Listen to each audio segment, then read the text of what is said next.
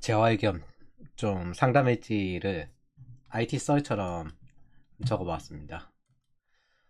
그리고 IT 이야기하는 게 더 낫다고 생각해요. 데브옵스 엔지니어 커리어 상담이거든요. 그래서 요거는 개인적으로 부족한 걸 제가 알려드렸고, 전체적으로 한번 IT 시장 직업이 지금 어떻게 돌아가는지 그거에 대해서 이야기를 하려고 합니다. 우선은 병렬 컴퓨팅 시장 요거에 대해서 좀 이해를 해 보실 필요가 있어요. 과거의 모놀로식 시스템일 때 가장 큰 문제는 새로운 소프트웨어를 개발할 수 없다는 점이었습니다. 자체 서버를 만들고 운영하기도 어려웠지만은 자체 서버를 만들었어도 하루 종일 트러블 슈팅에 시달렸어요. 그래서 이걸 해결하고자 한 게 AWS입니다. 이게 이런 것들이 밈처럼 보이지만은 이거 관리할 수 있는 역량이 있는 회사 몇 개 안 됩니다. 그래서 이걸 해결한 게 AWS였어요. 넷플릭스가 원래는 비디오 대여점에서부터 시작을 했잖아요. 이 비디오 대여점 할 때 우리가 장기 프로젝트로 플랫폼 영상 스트리밍을 할 거야. 그 전에 우리가 이 연습 겸 비디오 대여 시스템의 내부 이제 회계 시스템이나 이런 것들을 만들어야 되겠다. 그거 만들다가 서버 다운 먹었습니다. 그래서 야, 우리는 이거 내부에서 인프라 커버 못한다 하고 포기하고 AWS로 계속 전환을 해요. 비디오 대여 시스템도 만들다가 서버 관리도 못하는데 비디오 스트리밍은 우린 절대 못한다. 그래서 넷플릭스는 AWS 기반 어플리케이션을 만들기 시작하고 클라우드 네이티브 모드로 바뀝니다. 시대가 지나서 미국 국방성에서는 데브세곱스를 추구하기 시작을 했어요. 요게 한 2018년 요때부터거든요. 일단 클라우드 네이티브가 더 안전하기 때문입니다. 장기적으로. 발전 방향을 여기로 잡았고 그게 2020년 정도부터는 이제 클라우드가 온프레미스보다 더 안전하다라고 나온 수준까지 되었습니다. 그래서 아래는 클라우드 시큐리티 4기 시절 자료인데 지금도 모놀로식에서 이제 모놀로식에서 클라우드 네이티브로 바꾸려고 하는 것들인데 아마 LG CNS가 요즘 그걸 하고 있는 것 같더라고요. 채용 공고를 보면은.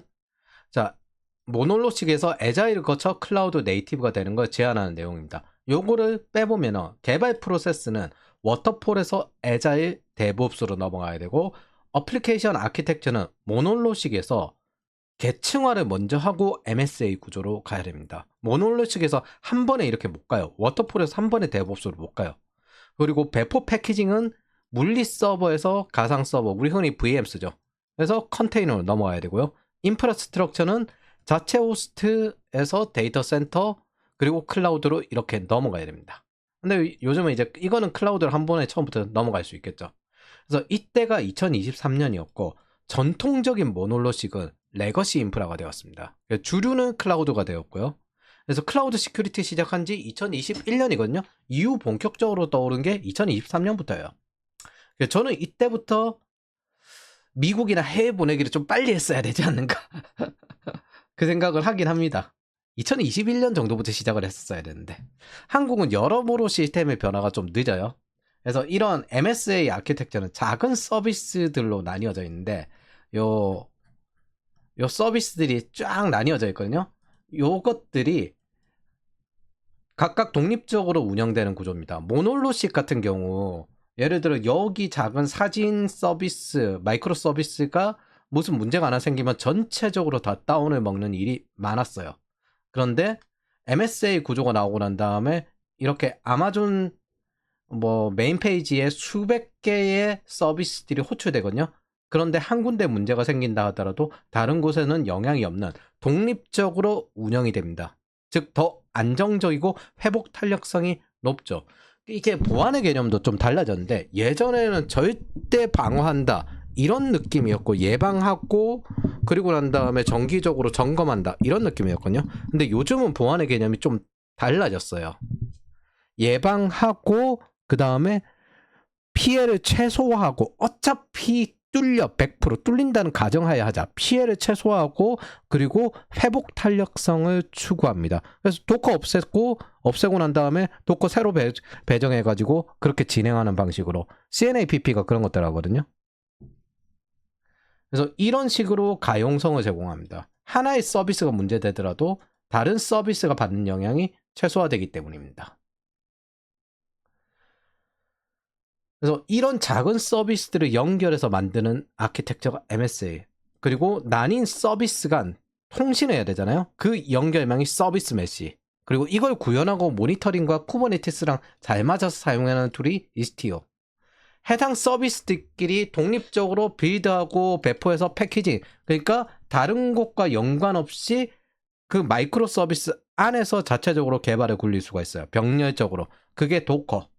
그리고 이 서비스들끼리 연결하기 위해서 자원 중심 API 설계가 RESTful API입니다. 이 패턴들의 대안으로 이제 gRPC 그러면 GraphQL이 있는데 이게 보통 이런 건 돈 때문에 택해요. 넷플릭스 gRPC를 쓰고요. 얘네들은 글로벌 거라니까 페이스북은 GraphQL을 쓰고 아직 스타트업 같은 경우에는 대다수 이제 RESTful API 쓴다 이렇게 생각하시면 됩니다. 그리고 인프라 쪽 사람들이 이 바뀐 클라우드에서 고통받다가 클라우드가 처음부터 안정적인 건 아니었거든요. 여기서 고통받다가 이 도커들을 관리하고 자동화할 게 필요해져서 구글에서 만든 오픈소스가 쿠버네티스입니다. 그리고 인프라 쪽에서 하려고 만들었더니만은 오히려 개발자 쪽인 데브옵스 쪽에서 주로 사용하고 있고, 그리고 이 데브옵스가 이제 어느 정도 인프라랑 좀 이제 많이 어느 정도는 좀 융합되는데 완벽하게 융합되기는 어려워요. 그러니까 클라우드 쪽 관리하는 쪽이랑 완벽하게 융합되기는 어렵죠. 그래서 따로 키워드별로 학습하고 싶다면 MSA, 도커, 쿠버네티스, 서비스 메시, 그리고 API 이런 순으로 순서대로 학습하기 좀 추천합니다. 이렇게 하면 좀 이해하기 편하다는 거지. 현실은 여러분들 동시성적으로 해야 됩니다. 이거 하나 끝나고 난 다음에 이거 해야지. 이거 안 됩니다. 이거에서 요거랑 어떻게 연결되나? 아, 요렇게 연결되는구나. 그리고 요거랑 요거랑 어떻게 연결되나? 요렇게 연결되는구나. 요거는 요거랑 연결되는구나. 그러면서 병렬적으로 공부를 하셔야 돼요. 여러분, 이거는 병렬적인 구조이기 때문에 여러분들은 병렬적으로 공부를 하셔야 됩니다. 어차피 당신이 하나씩 학습한다고 이해하지도 못하고 동시성을 가지고 병렬적으로 학습하면서 전체 이해도를 높여가야 합니다. 인생 원래 그런 고통이에요. 어쩔 수 없어요. 피하지 말고 천천히 한 발자국씩 가십시오. 어차피 뭔가 좀 알 것 같다쯤 시점에는 새로운 게 나와 있습니다. 클라우드는 그렇게 발전이 빨라요. 완벽하게 하나를 깊게 파다간 죽습니다.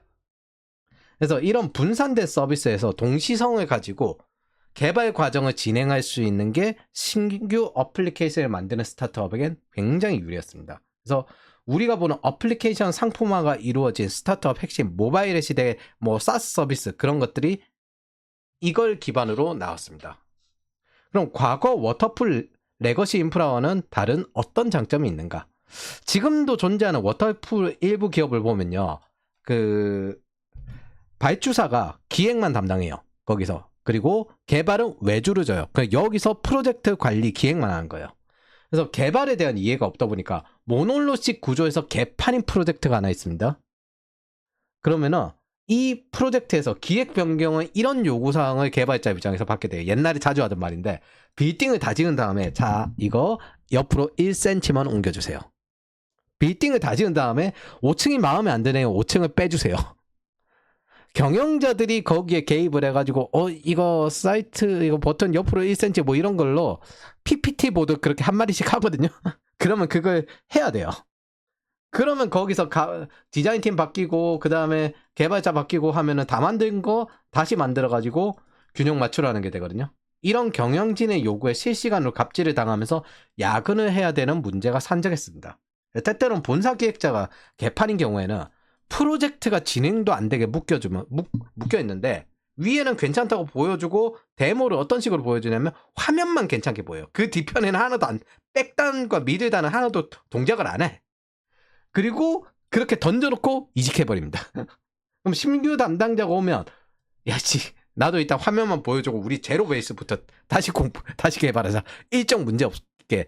그럼 누가 고생을 하느냐? 이 밑에 기획 변경 계속하던 이제 하청업체들만 외주 받은 그때만 이제 죽어라 고생하는 거예요. 이때 외주 받으면서 갑질 당하면서 고생했던 사람들이 이제 스타트업 시장에 창업해가지고 잘된 경우 되게 많습니다.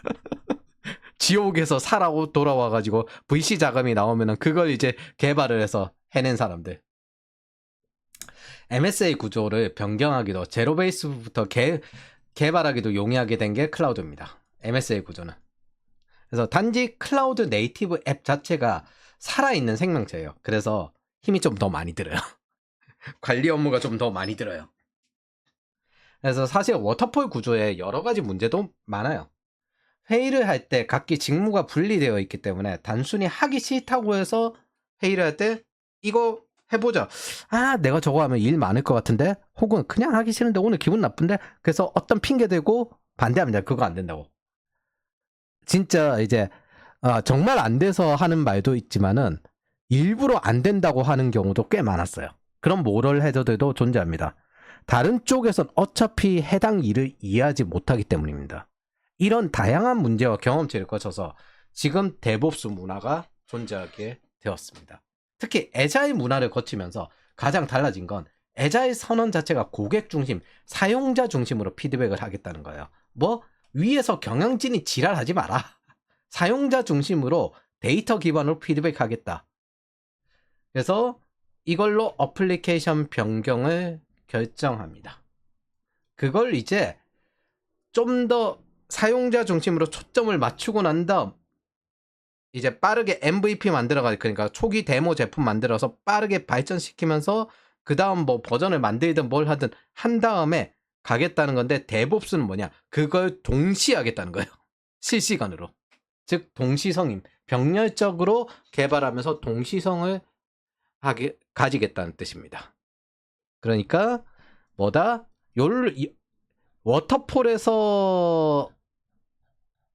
워터폴에서 애자의 데브옵스로 갈수록 프로젝트의 퀄리티도 더 높아지지만 당연히 퀄리티가 높아진다는 뜻은 더 하다라는 뜻입니다. 여기는 그래도 뭐 기획하던 사람들이 이제 끝나면 자기 거 끝나면 기다리고 있거나 아니면 여유 있거나 그런 것도 있었거든요. 그리고 다 끝나고 난 다음에 어느 정도 안정화되고 난 다음에 시간 남고 이런 것도 있었는데 여기는 그런 거 없어요. 어떻게 하면 대기업이 되고도 스타트업처럼 계속 저런 하드함을 유지할 수 있을까? 이걸 고민하는 곳이기 때문에 그걸 위해서 존재하는 게 데브옵스입니다. 애초에 여러분들이 착각을 하면 안 되는 게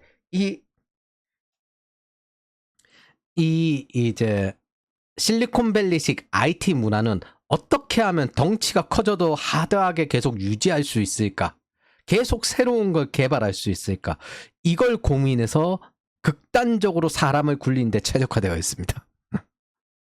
그래서 무한히 자동화하는 거예요. 뭐 자동화하면 일이 없어진다고요? 그거는 저쪽의 워터폴식 일입니다. 여기는 있잖아요. 자동화하면 이제 그 다음에 일이 또 나오고 또 나오고 또 나오고 또 나오고 무한히 늘어납니다. 자, 이렇게 어플리케이션이 상품이 되었다가 사실 보면 예전같이 1차된 그냥 단일 프로그램이 아니잖아요. 이런 어플리케이션이 상품화되었다가 이제는 모델이 상품이 되는 시대가 되었습니다.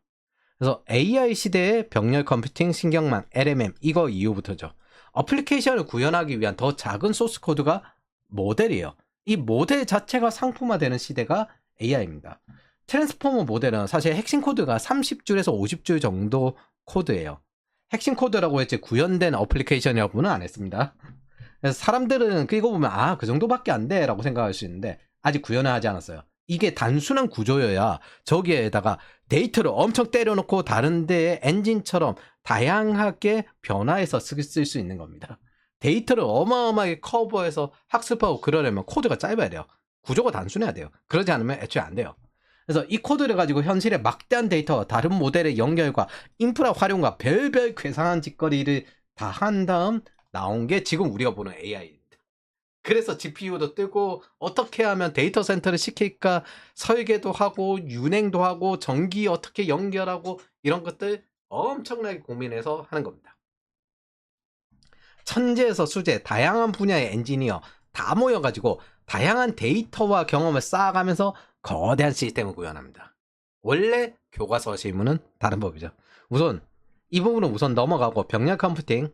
자, 무어의 법칙식으로 칩의 속도가 발전한다는 게 한계점에 이르렀어요. 그래서 새로운 칩 설계를 해야 되겠다 나온 게 병렬 컴퓨팅입니다. 간단히 이야기하면은 칩 여러 개에서 동시에 돌려버리자. 그러면 실시간으로 이제 나눠가지고 학습하니까 병렬이 되지 않겠냐. 그리고 그 칩이 HBM입니다. LMM과 마침 잘 맞았어요. 시간 순으로 보면 이렇게 이루어집니다. 신경망 분석에 필요한 하드웨어와 엔비디아의 GPU라는 걸 발견한 제프리 힌튼 팀에서 인공지능 모델이 새로운 수요가 되니까 떡상하고 있는 엔비디아가 여기서 떡상을 합니다. 그리고 이 대용량 연산을 고대역폭 저지연으로 할 수 있는 대용량 병렬 컴퓨팅용 메모리 반도체가 HBM, 그리고 데이터 센터, 그러니까 AI라는 수요가 생기니까 AI 전문 반도체가 필요해졌죠. 그리고 각 회사들도 자기네들에게 최적화된 AI 반도체를 만들기도 하고요. 그러나 여전히 가장 대표적인 건 엔비디아다. 자, 이 데이터 센터 전송량도 고대역 폭 저지연이 필요하니까 떡상해요. 이 반도체만 고대역 폭 저지연이 필요한 게 아니라 데이터 센터에 네트워크도 필요합니다. 그래서 그때 뜬 네트워크 장비 업체가 아리스타 네트워크. 그리고 안 그래도 전력을 많이 쓰는데 전력이 이게 나오고 난 다음에 AI가 나오고 난 다음에 더 많이 필요해졌거든요. 급속도로. 그래서 떡상하고 있는 게 원자력 발전, 그리고 발전 방향을 잡은 게 SMR입니다. 그래서 전력망 사업을 따로 할 필요를 최소화하는 이제 어려움을 줄여주죠, SMR이. 그리고 그 미국이 지금도 110V 이거 쓰는 걸로 알고 있거든요. 그 전력망 다 뒤집어 엎으려면 장난 아닐 텐데. 전력 손실이 장난 아닐 텐데. 여기에 미중 무역 전쟁이 섞여 있습니다. 본래 시진핑은 공산주의권 특유의 공산주의라는 건 사회주의인데 여기서 과학이 발달하면은 노동 안 하는 시대가 올 거다 이렇게 믿는 거거든요. 공산주의권 특유의 감시사회 플러스 AI 도입에 적극적인 기술 관료적 성향을 가졌습니다. 원래 옛날에 컴퓨터 열심히 잘 도입했을 때도 소련에서 감시사회 유지하려고 정보 관리하려고 그런 것도 있어요. 그래서 트럼프 일기 때부터 중국에 대한 칩 견제가 있어왔고 칩4 동맹을 구축했습니다. 그리고 2022년 바이든은 중국에 대한 GPU 수출 금지를 해요. 이게 지금도 중국이 GPU를 열심히 밀수하는 배경입니다. 그리고 이게 게임 질병화랑 연결되어 있어요. 우선 미중 AI 패권은 트럼프 일기 때부터 있었습니다. 즉 2017년부터 계속 이어져 온 흐름이고, 사실 엔비디아가 13년 정도 안 오르다가 그러다가 한 2014년, 15년 요때부터 매출이 급증하기 시작합니다.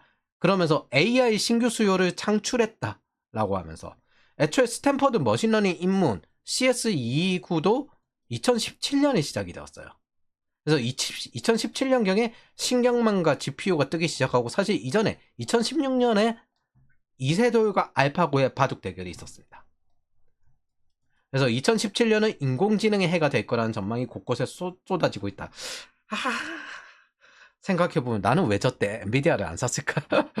이거 다 알고 있으면서 왜 안 샀을까 생각해보니까 아씨 이게 알아도 손이 가기가 진짜 어려워요.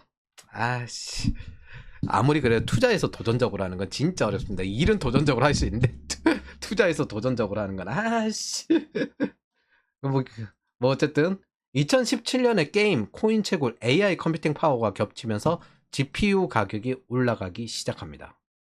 이런 걸 보면 나는 코인 채굴도 안 했는데 이걸 샀어야지. 아씨.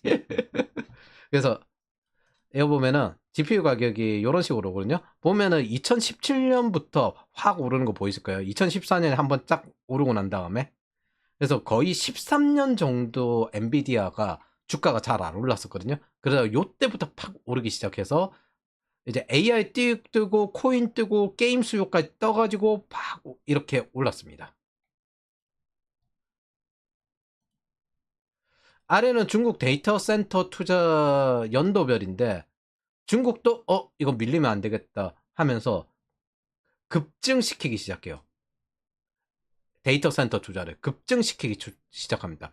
여러분들이 아셔야 되는 건 요 사이에 팬데믹도 있었고, 그리고 플랫폼 국감들도 있었습니다. 엔트그룹 사건 이후부터 이제 IT 기업들 좀 혼을 내야 되겠다 라고 하던 것도 있었고, 뭐 등등등 게임 질병화도 다 있었습니다. 그런데 데이터 센터는 이렇게 급증시켰어요. 중국은 후발주자지만 전 세계에서 미국 다음으로 데이터 센터에 많이 투자하고 있습니다. 이걸 막기 위해서 바이든 행정부는 GPU 수출 통제를 하고 있었으며 현재는 그걸 커버하려고 재활용까지 하고 있습니다. 이런 흐름이 펼쳐진 게 2016년 이후부터. 자, 그러면 이제부터 시작을 해볼게요. 2017년부터 중국은 하이퍼스케일러급 데이터 센터를 키우기 위해서 다음 세 가지를 합니다. 대표적으로 댐과 원자력 발전소 등을 지어서 데이터 센터용 전력을 확보합니다. 이게 문제가 되고 있는 게 인도 차이나 방도의 메콩강을 지금 현재 말려버리는 것과 저게 공산권 경제 특유의 특징이 있는데 뭔가 하나의 목표를 하는 게 아니라 어떤 행동을 하면 다양한 이유를 같이 동시에 가지고 있어요.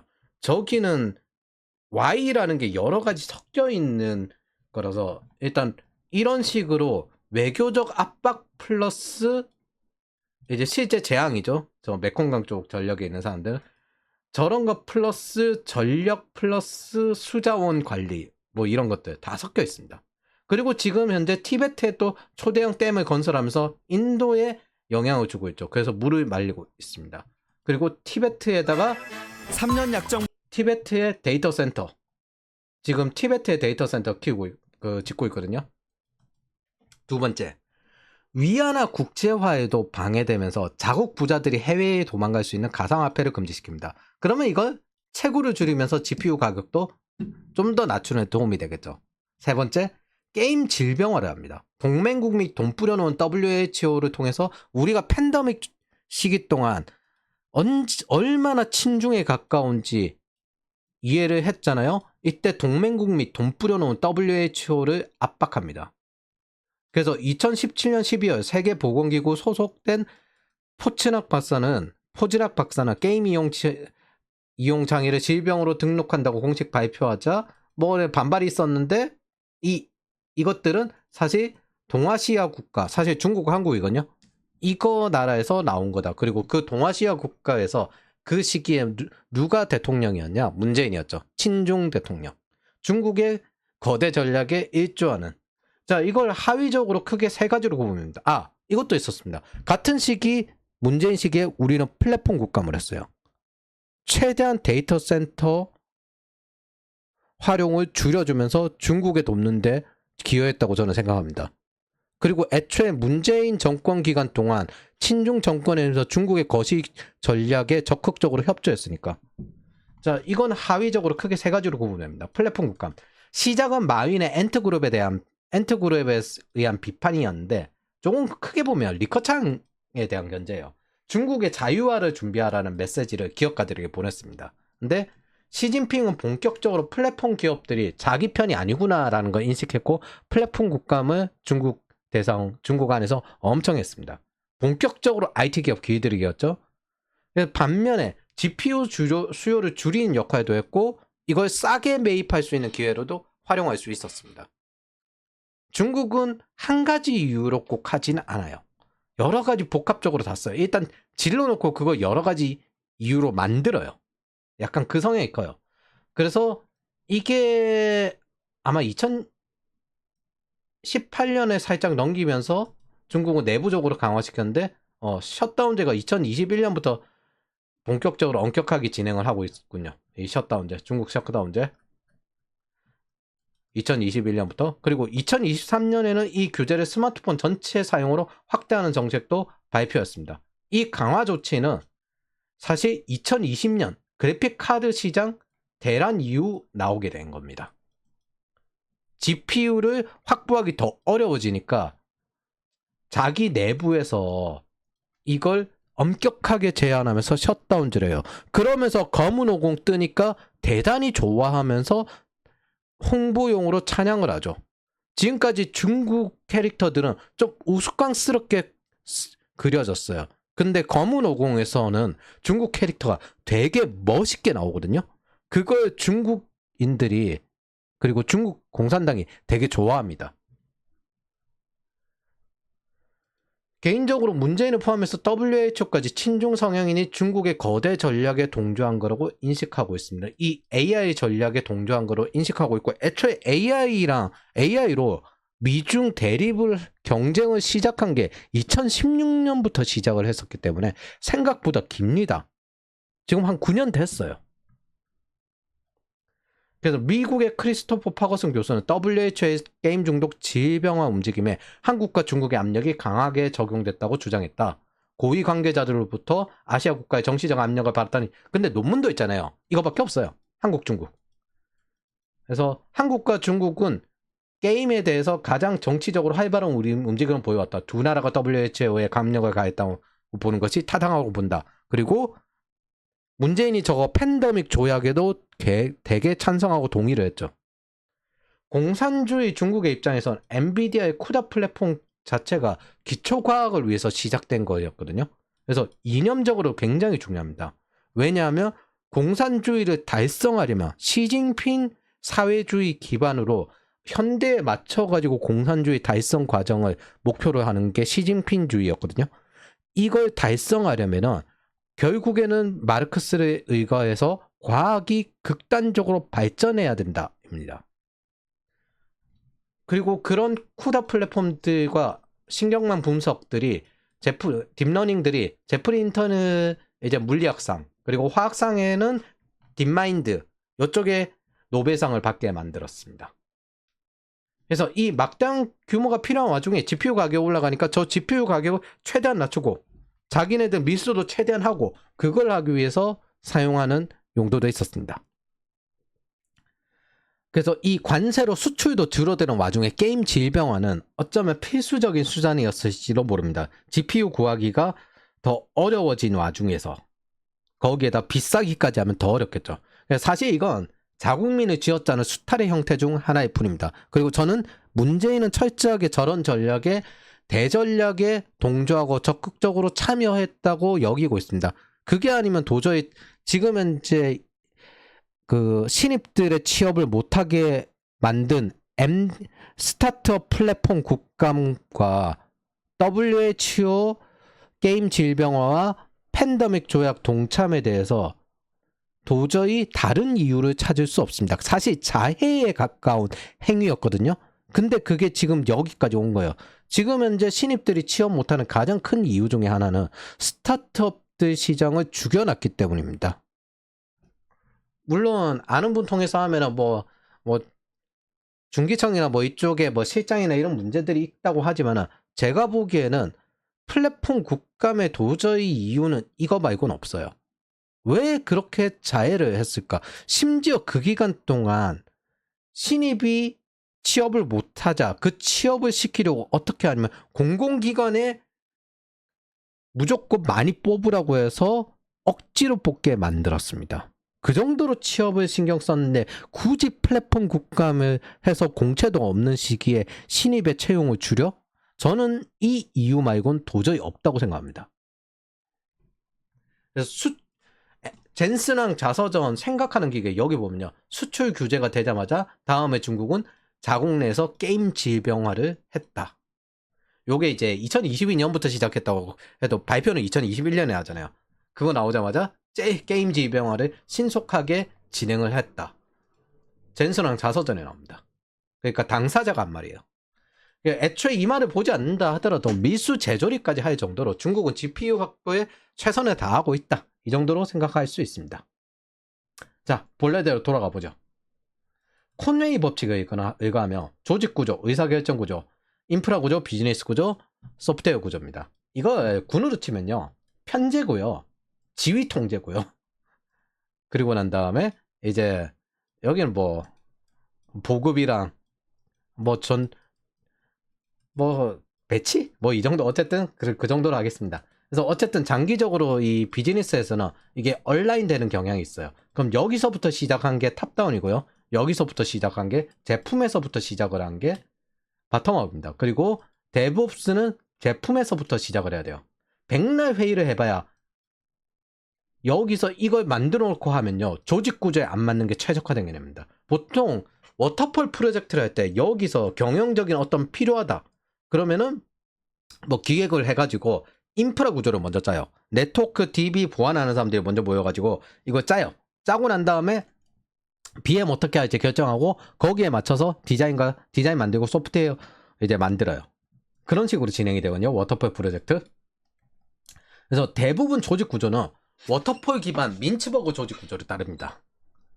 뭐 그냥 관료제예요. 어차피 계층화된 관료제. 그래서 우리가 흔히 보는 관료제 구조에서 장기적으로 사업부 구조로 바뀌는 조직이고, 요거를 이제 부정하고 첫 사례를 보인 게 애플입니다.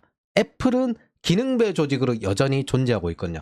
쉽게 말하면은 대부분 생각하는 게 경영의 기반이 달라요. 직업이 다른 것도 있고 쓰는 도구도 다르니까. 이것들 대부분은 디트로이트판 경영이거나 아니면은 저기 뉴욕에 있는 월스트리트판 경영입니다. 근데 우리가 지금 경험하고 있는 거는 데이터 기반 경영으로 움직이고 있는 실리콘밸리 기반의 경영이에요. 그런데 이런 탑다운 구조에서도 우리도 그러면 좀 더 빠르고 유동적이고 가용성 높은 조직을 만들 수 있지 않을까, 그렇게 해보고 싶어 하는 게 매트릭스 조직 구조입니다. 이론이야 짱짱해. 카카오에 적용되어 있거든요.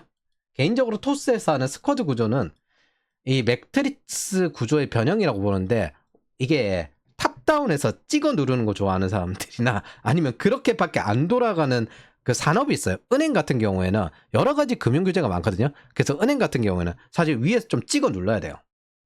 밑에서 바텀은 맘대로 못해. 그 사업. 그러면 금감원이랑 금융이랑 나와가지고 그거 조심해야 됩니다.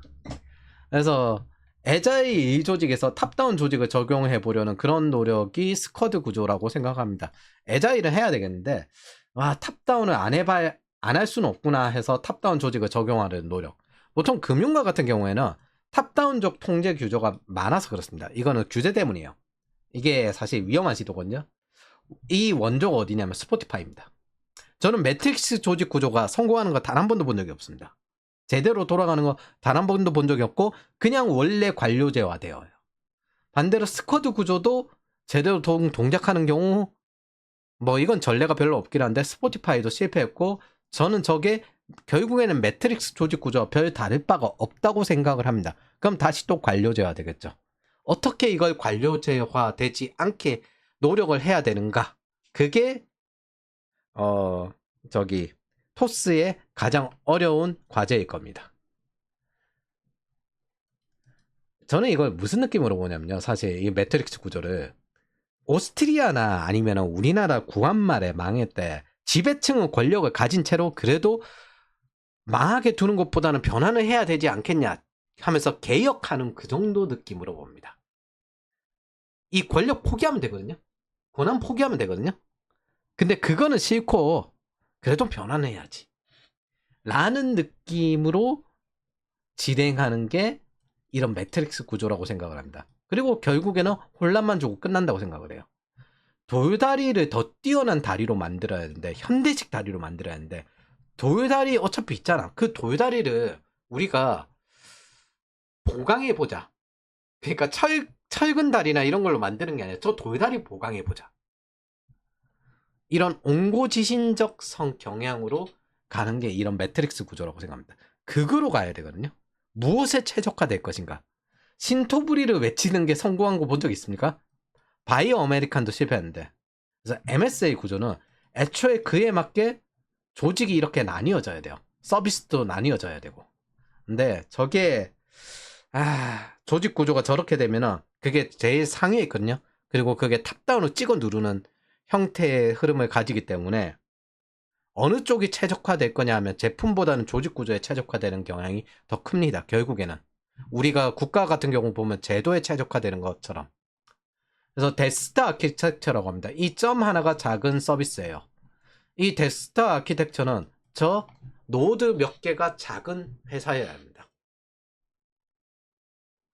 그래서 한국에서는, 외국에서는 PM이라고 하는데 한국에서는 독특하게 PO 구조라고 해요. 이게 뭐냐면 프로덕트 오너라고 이 제품의 오너십을 가진 팀이라는 겁니다. 그래서 위에 대표가 와서도 여기 하나하나 개입할 수 없고, 제가 보기에는 이것도 한국식으로 어떻게든 탑다운을 커버하기 위해서 탑다운을 하고 싶은데 조금 커버하기 위해서 만든 구조가 아닌가. 사실 그런 생각을 하긴 합니다. 이 PO라는 게 굉장히 독특한 느낌이거든요. 이게 어딜 봐도 PO라는 구조를 외국에선 찾을 수가 없었어요. 이게 한국 안에만 있는 개념입니다. 그래서 클라우드는 어쨌든 소프트웨어 기반 제품주도 성장해서 나왔고 소프트웨어를 계속 만들어내기 위한 구조로 최적화되어 있습니다. 즉 바텀업 구조로 구축을 해야 돼요. 이런 구조로 구축했을 때 병렬 컴퓨팅처럼 작은 서비스들도 병렬적인 성장을 합니다. 바꿔 말하면 팀도 병렬적으로 계속 개발을 하고 있고 배포를 하고 있고 그런다는 거죠. 이게 분산화된 구조의 장점입니다. 분리시키면 병렬식으로 돌릴 수 있다. 물론 개개인이 매우 건실한 인재들만 모아놨을 때 개인적으로 생각하기에는 이거 집단주의 문화 국가에선 잘 안 통할 것 같습니다.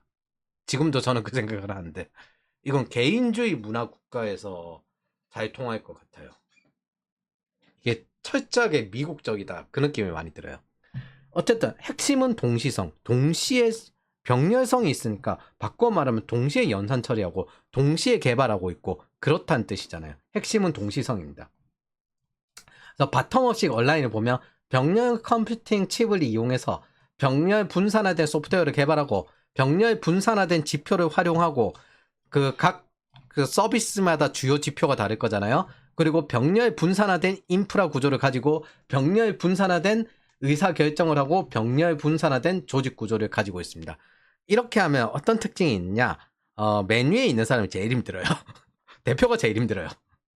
근데 대표가 버틸 수 있다면 제일 잘 돌아갑니다.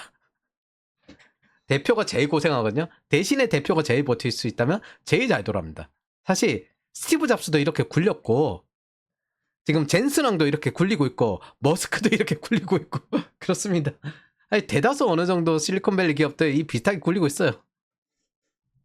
그래서 대표에게 막대한 체력이 필요해요. 애초에 이러기 위해서 만들어졌습니다. 솔직히 인정해야 됩니다. 관료제는 기능별 담당자로 나뉘어져 있는데 낡았어요. 낡았어. 더 이상 제대로 동작하지 않습니다. 하지만 MSA 구조는 다학제적 접근. 사실 한 부서의 주력 R&R은 분명 나뉘어져 있지만 모든 분야들이 연결되어 파악할 수 있는 사람이어야 돼요. 그게 스타트업 구조고. 그래서 애초에 클라우드는 어떻게 하면 대기업이 되어도 스타트업처럼 혁신적이고 빠르게 개발할 수 있는가? 이거에서 시작됐거든요. 극단적인 성장 지향. 장점은 빨라요. 단점, 대표 인원 직원 모두 한계까지 일하는 걸 목표로 합니다. 네, 워터폴 구조는 위로 올라갈수록 편하잖아요. 평화로워지고 그러다가 어느 정도 이제 있는 시장에 성장은 안 하지만 있는 시장에 현금만 뽑아 먹는 그런 회사의 경우에는 이제 시간이 남아 돌아서 팝을 워라밸 뭐 축구 같이 노는 거 이런 거 하고 있죠. 여기는 일하느라 정신없는 걸 목표로 해서 만드는 거예요.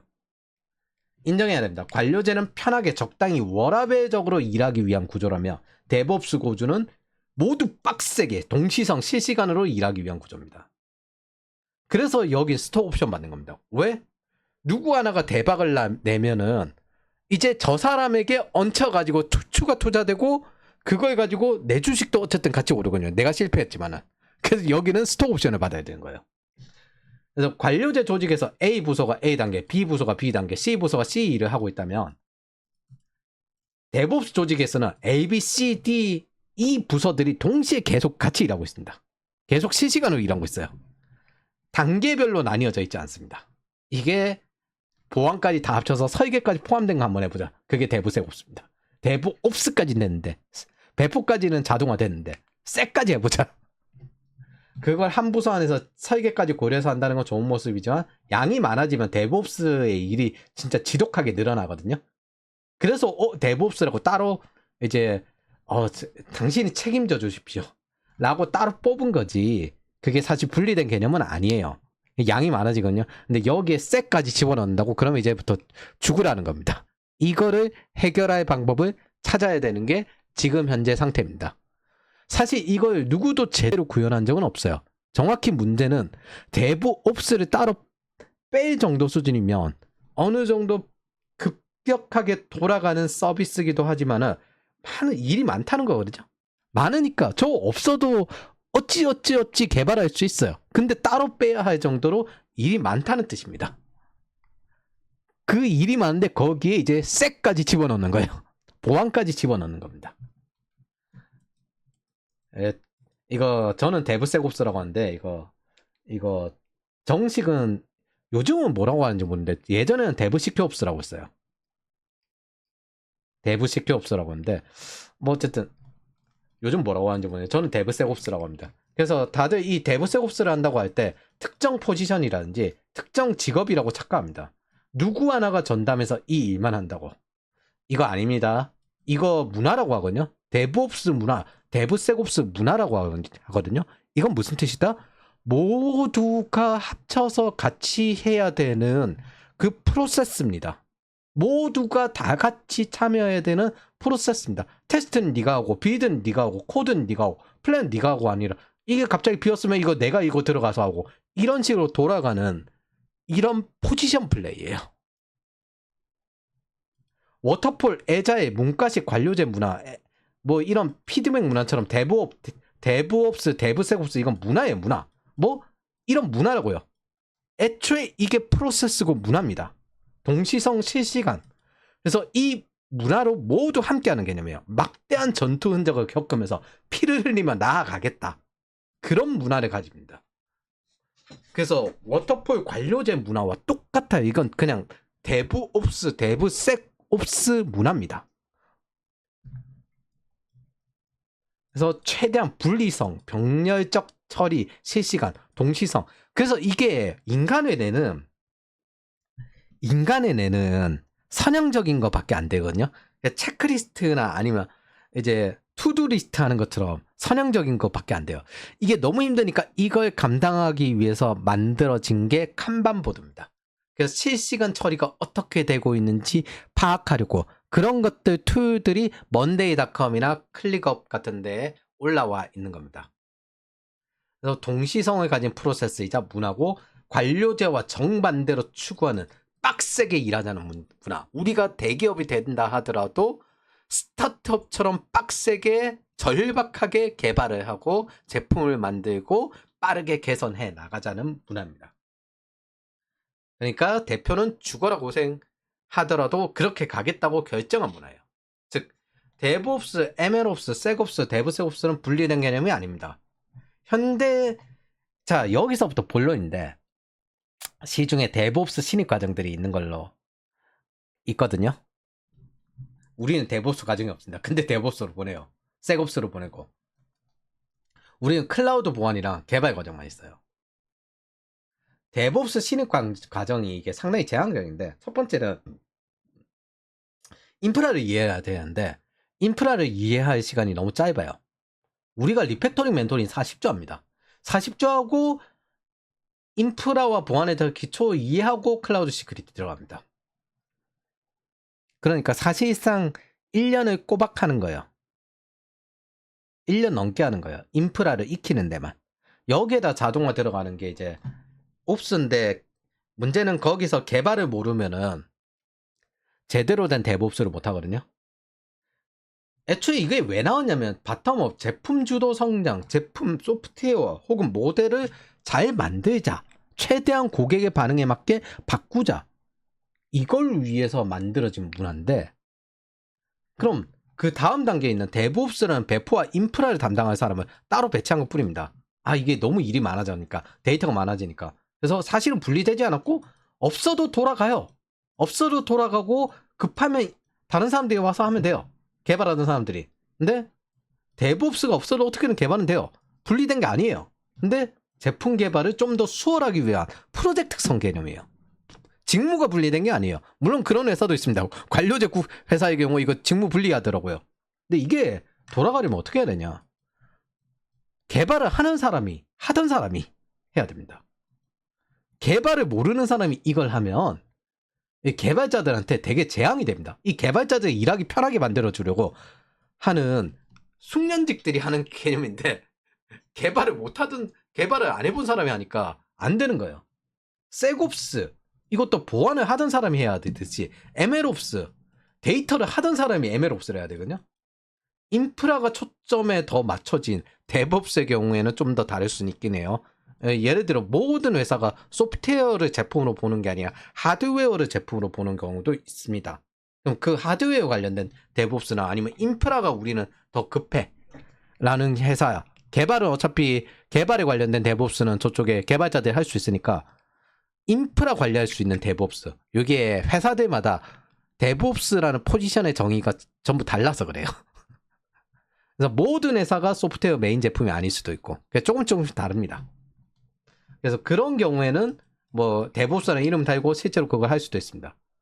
현재 시니어들 상당 부분이 이 재앙을 겪고 있을 겁니다. 아니 개발을 못하던 애가 데브옵스를 하니까 개발자가 왜 이게 필요한지 몰라. 재앙이야. 거기에다가 사실은 인프라도 이해를 못하고 그러니까 그냥 툴 갖다 땅땅땅 누르는 그런 수준이야. ML 옵스도 똑같습니다. 데이터 분석 안 해보니까 ML 옵스 못해요. 사실상 개발자가 전직하는 직업 혹은 인프라에서 충분히 경험해본 사람이 전직하는 직업. 우리는 이제 보통 셋옵스를 하죠. 그리고 셋옵스를 하고 난 다음에 데브를 익히거나 뭐 아니면 인프라 자동화를 위해서 들어갔다가 거기서 일을 하면서 데브를 익히거나 그러죠. 근데 인프라에 대한 지식까지 없는 신입이 되게 많을 거거든요. 저게 하루 이틀 만에 안 돼요. 그러면 이제 재앙 덩어리가 되는 겁니다. 채용해놓고 재앙 덩어리가 되는 거예요. 저거 하면서 인프라 공부하면서 소스코드 분석하면서 개발 익히면서 그거 못합니다. 준비 안 된 상태에 들어간 거예요. 그래서 저는 데브옵스는 신입이 할 만한 일은 아니라고 봅니다. 물론 취업을 위해서 뭘 못하겠습니까? 그냥 들이대고 난 다음에 달리면서 공부해야지. 현실은 맞아요. 현실은 맞는데 저게 준비가 좀 많이 필요한 직업들이다. 그래서 저는 데브옵스를 취업했다 안 했든 문화적인 측면에서 본래 일을 하는 사람의 올바른 자세라고 생각하는 걸 말하려고 합니다. 저는 이게 맞다고 생각을 하는 거고 반론이 있으면은 여러분들 말이 맞습니다. 세상에 정답은 없고 그냥 경향성으로 전체적으로 이게 더 유용하다 이렇게 여기고 있는 것 뿐이에요. 저는 이제 제 학생들을 전직을 시켜야 되니까 자신의 행위가 주변 부서, 주변 사람들에게 어떤 영향을 미치는지 알려고 해야 하고 그러기 위해서는 커피 한 잔 한자면서 일을 더 잘하기 위해서 물어야 돼요. 제가 이렇게 하면 뭐 어떻게 영향을 미칩니까? 뭐 이렇게 그런 것들을 물어야 됩니다. 일에 관련돼서 하는 거니까. 그리고 그 커피 한 잔 안 사주면 그것도 공부하는 거 가르쳐 주는 건데 기술 빼먹기인데 안 알려줘요. 두 번째, 주변 영향력을 주는 곳이 어떻게 일하는지 알아야 된다. 그 부서들 어떻게 일하는지 혹은 자신이 하는 목표를 실행하기 전에 하나하나 물어봐야 돼요. 이거 가능한 건지. 나중에 익숙해지면 안 물어도 되겠죠. 근데 하나하나 물어서 제가 이렇게 하면 어떻게 바뀝니까? 어떻게 영향을 받습니까? 그런 것도 물어봐야 돼요. 그게 책임이에요. 애초에 연결되어서 신속하게 움직이자는 목적이기 때문에. 그리고 변화시킬 땐 최소 단위로 나누어서 변화시켜야 됩니다. 급격하게 변화시키면 안 돼요. 최소 단위의 변화로 기반으로 움직여야 됩니다. 급격하게 변화시켰다가 나중에 사고 나면 감당 안 됩니다. 그리고 개발 경험이 없는 데브옵스나 셋옵스라면 결국 개발을 공부해야 돼요. 팀의 존재 목적 자체가 제품 혹은 모델일 수 있고 각각 주요한 지표들이 있을 겁니다. 이 비즈니스 자체를 이해해야 합니다. 요게 제가 생각하는 주요한 내용들입니다. 이게 문화라고 했으니까 말 그대로 조직 구조 그리고 그 지휘 체계예요. 군대로 치면은 편제와 지휘 체계입니다. 거기에 속하는 영역들인 거예요. 이 데브세옵스가. 그래서 요것들을 잘 신경 쓰셔야 됩니다. 이런 연결을 전체적으로 복잡계라고 합니다. 밑에 좀 어느 정도 비율을 적어놨어요. 그리고 데브세옵스 제로 트러스트 실행 계획은 AWS, Azure, GCP가 은근히 다릅니다. 이게 애초에 미국 국방성에서 실행한 대전략이거든요. 그럼 이런 것들이 뭐냐면은 CIO들이 만들어 놓고 우리가 이런 거 전략을 가지고 있습니다. 실행은 빅테크 너네들이 해가지고 우리한테 프로젝트 발주할 때 들어와. 트러블 슈팅 다 하고. 국방성 프로젝트, 국방부 프로젝트를 먹으면 대박이거든요. 그럼 그게 표준이 되는 거예요. 그래서 그게 표준화처럼 연결이 됩니다. 예를 들어 AWS는 DevSecOps 프로세스, Azure는 플랫폼 엔지니어링, GCP는 DevSecOps SRE. 사실 DevOps SRE가 더 유명해요. DevSecOps는 뭐 최근에 좀 띄우고 있는 것 같긴 하던데 각기 실행 계획이 미세하게 다릅니다. 그래서 GCP가 최근에 위즈 인수해가지고 보완해서거든요. 위즈 인수해가지고 조금 더 섹을 강화시키려는 모습도 보이고 있습니다. 사실 이게 스타트업 채용 시에도 다른데 데브셋옵스만 있으면 AWS에 좀 가깝고요. SRE 팀이 따로 있다. 그럼 구글에 가깝고 인프라는 AWS, GCP를 쓰는 경우가 많기 때문에 DevOps SRE 혹은 DevSecOps SRE 이런 경우가 많습니다. 그리고 Azure의 경우에는 플랫폼 엔지니어링이 돼요. 팔란티어가 Azure를 쓰고 게임 회사 중에도 Azure를 쓰는 경우가 많죠. 이게 왜 그러냐면 M365 그리고 워드, 파워포인트 이런 것들을 한 번에 해결할 수 있기 때문에 대신에 좀 개발자 취향대로 그 하이 퀄리티하게 변화시키는 건 좀 안 됩니다. 애저가. 그래서 무엇을 해야 하냐 물을 건 없고 넓게 알아야 됩니다. 지금 시대에는. 우리가 대비해야 되는 미래는 이거예요. 데브세옵스 제로 트러스트.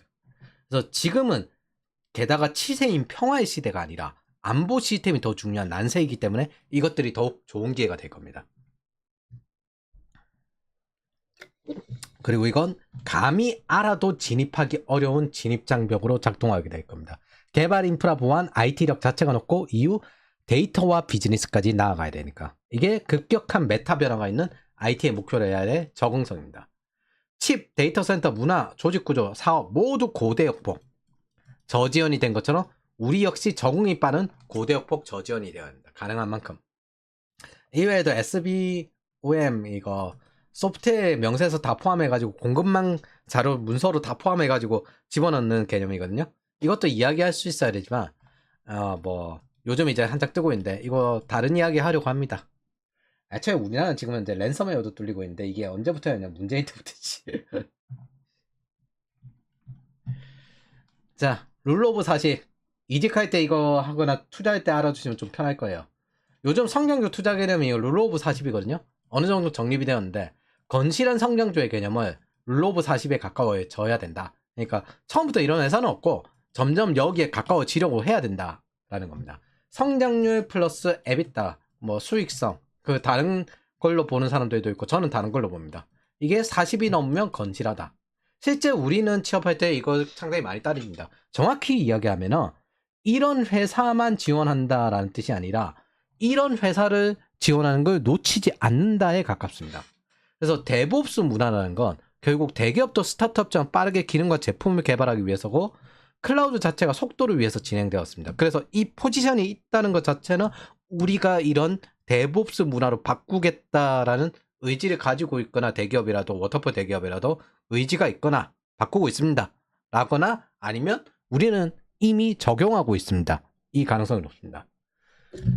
그래서 프로젝트를 무한히 하여서 인력을 피나게 굴리기 위해서 만들어졌습니다. 원래 있잖아요. 정치인은 감옥에 가서 거듭나고요. 인간은 지옥과 같은 시련에 성장하고 개발자와 엔지니어는 지옥과 같은 프로젝트와 트러블 슈팅에서 성장하는 법입니다. 플레이어라면 프로젝트를 따라다녀야죠. 어디 운영 유지 관리 이런 거에만 열심히 하고 있습니까? 애초에 그런 건 열심히 할 거 없어요. 그냥 시간 넘치지. 그래서 피나게 굴리려고 이런 데서는 콘클라베 같은 스프린트 진행되는 거예요. 이게 뭐냐? 콘클라베가 교황이 나오기 전까지는 밖에 못 나가잖아요. 니들이 MVP 데모 제품을 만들기 전까지는 매일매일 8시간 회의실에 갇혀서 못 나가게 될 것이다. 라는 게 스프린트입니다. 그리고 이런 빡센 조직이 있어야 사내 정치도 적고 기술 도입도 선도적입니다. 자, 그래서 룰 오브 40 그리고 데브옵스가 어느 정도 있는 회사 요게 괜찮고 그리고 이거 상당히 안 보는데 학생들을 취업 보낼 때 이게 추가된 것 뿐이지 본래는 인당 매출 즉 유닛당 생산성을 점검합니다. 저는 이제 프로젝트 명세서나 이런 거 보니까 아는데 프로젝트 명세서 같은 걸 안 본 이제 주니어나 학생들 같은 경우에는 이게 자기네들이 프로젝트 수당에서 얼마나 차지하는지 몰라요. 사실 보안에서는 3년차 이내에 프로젝트 수당은 없습니다. 주니어들은. 3년차 이후부터 사람 취급을 당하거든요. 프로젝트에. 예, 이제 중국 개발자로. 그래서 그전에는 이제 사실 선배 연봉 뺏어주는 건데 보통 보안 컨설팅이나 모의 해킹 할 때 그런 것들 꽤 많아요. 그래서 혹시 몰래 이제 연차를 높여서 말하는 경우도 있고 프로젝트에 수당을 받기 위해서. 그래서 현재 3천 정도 연봉을 주기 위해선 인당 1억 2천에서 5천 정도, 1억 5천 정도가 최소 필요합니다. 예전에 이렇지 않았는데 1억 정도였는데 세금이 너무 올라서 그래서 일일이 계산하기 힘드니까 인당 1억을 2,500 연봉에 1억이 하나도 안 남기고 그냥 주는 거였거든요. 그래서 과거에는 연봉 2,500일 때 기준인데 사실 요즘은 인당 1억 5천 정도 보는 게 맞아요. 그 이하 회사는 가면 좀 갑질 많이 당하거나 아니면 성장 미래가 별로 없는 회사. 아마 반쯤은 돈이 없어서 이제 어쨌든 취업을 해야 되니까 일단 들어가서 공부할 시간을 벌기 위해서 들어가는 회사일 수도 있습니다. 미국에서는 2018년 스타트업 생존 최소 기준이 인당 2억 5천인 걸로 기억하거든요. 거기는 주니어 연봉이 어쨌든 높으니까 지금은 초봉이 많이 올라가서 한 3억 정도 되어야 될 것 같긴 한데 디폴트 얼라이브 기준이에요.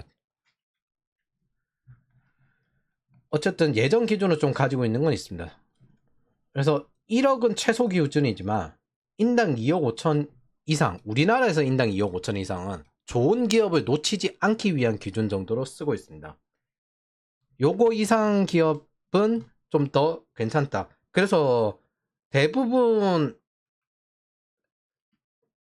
익숙하지 않으신 분들은 뭐 대기업, 중견기업, 그 다음에 중소기업 이렇게 구분을 할 텐데 우리 같은 경우는 프로젝트 기반으로 움직이는 게 크고 솔루션이 짱짱한 회사 중에 연봉 높은 데 되게 많거든요.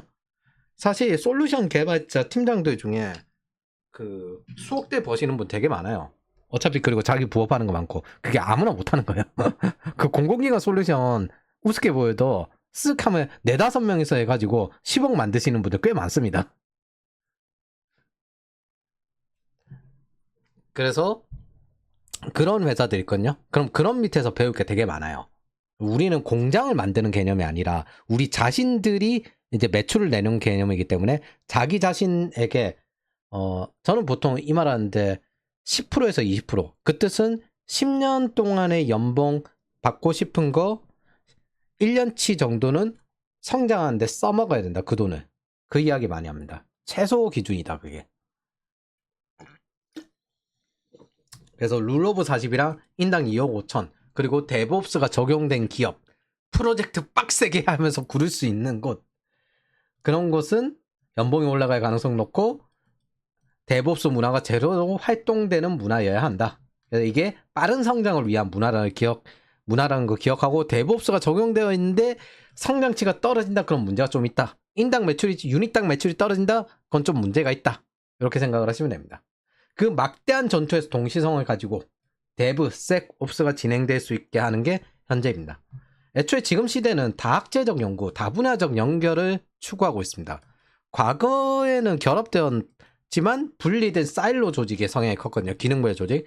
근데 현대에는 분리되었지만 모두 연결된 개념으로 접근한다는 걸 기억하십시오. 모두 다 같이 시스템과 네트워크를 만들어가는 거예요. 그리고 때때로는 역할을 가지지 않고 비어있는 일을 찾아서 알아서 하는 거예요. 이런 접근을 홀리즘, 전체론적 접근, 그리고 복잡계적 접근이라고 합니다. 애초에 구시대 워터폴 조직이 어떻게 나온 거냐면 환원주의적 접근 기반으로 단순계적 접근, 선형적으로 조직 구조가 구축되어 있습니다. 근데 이런 게 데이터 기반 의사결정이 여러 분야에 퍼지다 보니까 학계나 스포츠, 학계도 다학제적 접근으로 연구를 하고 그러는데 스포츠에도 적용되고 있습니다. 예를 들어 현대 축구는 포지션 파괴 시스템으로 돌아갑니다. 위치 있고 역할이 아니에요. 공간과 선수가 분리되어 있고 알파고가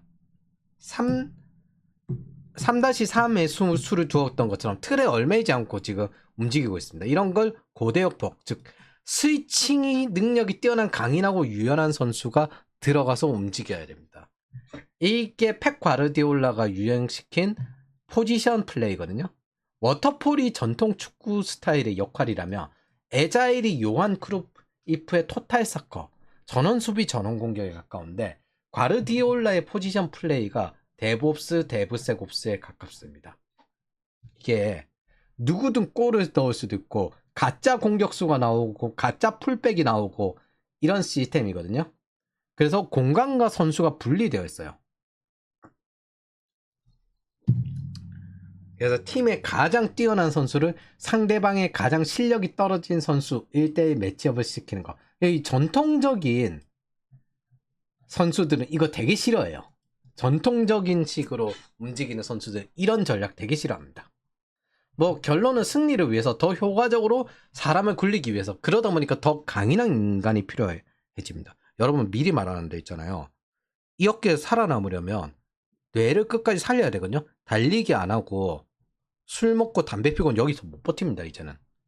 옛날 선배들 워터폴 시절 선배들은 워낙 관리직들이 IT인 아닌 관리직들이 IT 포지션 잡고 술 먹고 담배 피면서 이제 갑질하고 솔루션 써주고 그 다음에 오랜 관계 됐으면 그걸로 연결해주고 그래서 영업으로 돌아갔는데 지금은 그렇게 못 돌아갑니다.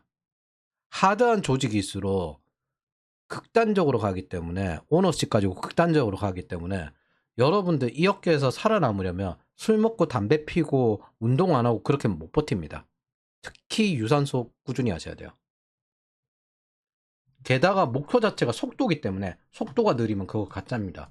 지금 안 팔리는 데모가 나중에 개선한다고 팔릴 리가 없어요. 그렇게 애초에 기대를 안 해요. 안 팔리면 제품을 개선하는 게 아니라 아예 처음부터 제로부에서 다시 만듭니다. 다른 걸로. 그걸 위해서 이런 불리한 구조가 만들어진 거예요. 즉 손절을 칩니다.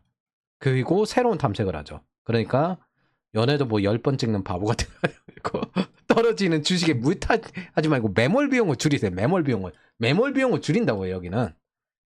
그래서 실패를 감수합니다. 워터폴은 이거 안 해요. 워터폴은 이거 중간에 별로다 하고 끊어내면은 그거 실패로 낙인 찍어가지고 그 사람 가버립니다. 죽여버립니다. 이런 손절을 빠르게 치는 구조를 가지고 있기 때문에 인생 패급될 위험이 있기 때문에 손절 칠 건 빨리 치십시오. 그게 뭐든. 쓸데없는데 오래 매달리지 마십시오. 반응이 안 나오면 중요하지 않은 겁니다. 그거 자기 혼자 중요하게 생각해봐야 인생 망가지는 것밖에 안 됩니다.